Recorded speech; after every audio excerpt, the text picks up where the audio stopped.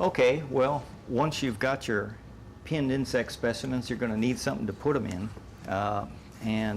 There's a great diversity of storage containers for pinned insect collections. Some of the most simplest varieties would be the ones that, say, might be used in a high school insect collection class or for a very rudimentary and temporary insect collection. Such a box could be just about anything. Often cardboard boxes. This is a particular mailing box here with a lid that flips over. We have some styrofoam glued in the bottom. That's pretty much all you need. Here's the classic cigar box that many of us insect collectors started out with. Again, it's equipped. We've customized it a bit by putting in some styrofoam in the bottom. There's some disadvantages with these boxes, however. One of the big ones we'll talk about later, and that's that they're not particularly pest-proof. And collections that go into these and are left alone unattended for a long time tend not to last very long.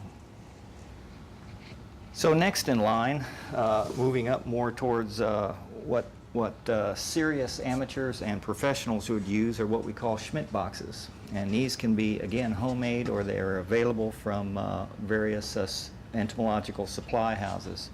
Schmidt boxes come in different quality, and the price, of course, goes up as you start with quality, as you go up in quality. This is what we'd call a standard redwood box. These seem to be kind of on the cheap end. Again, they're equipped with foam inside, but they have a hinged, usually hinged lid, and they're much more tight-fitting. Different boxes made out of hardwood are much better because their lids tend to be really tight-fitting, if you can hear this opening up. This is an old style one. It doesn't have foam in the bottom. It has more of like a sealing board for pinning, and one of the things you need to be careful of when you're considering using Schmidt boxes is make sure you understand what type of pinning surface you're getting. In the new modern Schmidt boxes that you would get from most biological supply houses, they come now equipped with very good foam. One important advantage of Schmidt boxes is that they're small and compartmentalized. They can be placed on a bookshelf much the way books are stored.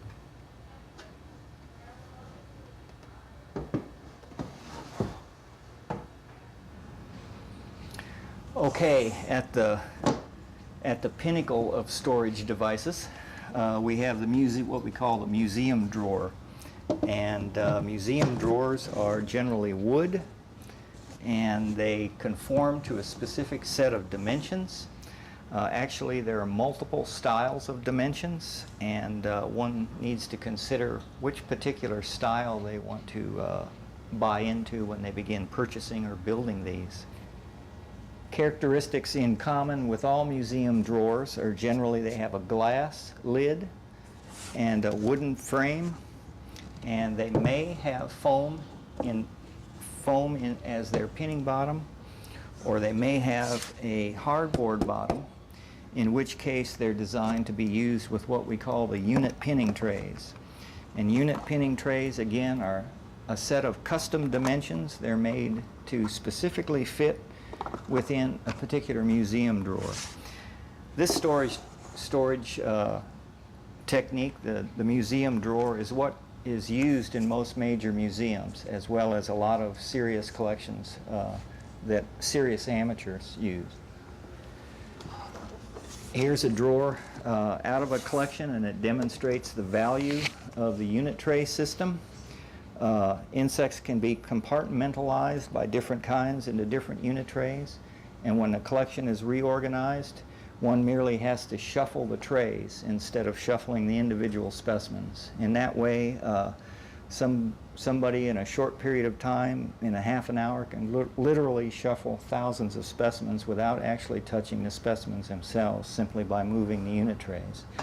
The drawers, of course, are interchangeable within cabinets, and so unit trays can be moved between drawers, and drawers can be moved between cabinets, and it makes for a very large and flexible storage system.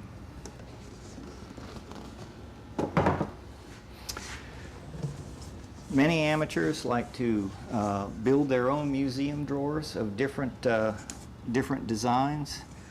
This is a design here that an amateur had built into his house. He had several hundred of these drawers. The disadvantage is that outside of his house, this drawer is kind of useless. Major collection won't take this drawer. It doesn't fit the standard size of unit trays. And there was a lot of time and effort and money into making several hundred of these. That type of energy and that money could have been expended on standardized drawers, which could be regularly incorporated into many collections as is. A final note about insect storage system is the type of pinning bottom that you have. This pinning bottom can be either directly in the drawer or directly in the Schmidt box or directly in the unit trays that go inside the drawers. In general, there's two types of foam that you see in the business. And the foam that most lay people are familiar with is styrofoam. And styrofoam is brittle. It's what an ice chest is made out of, for example.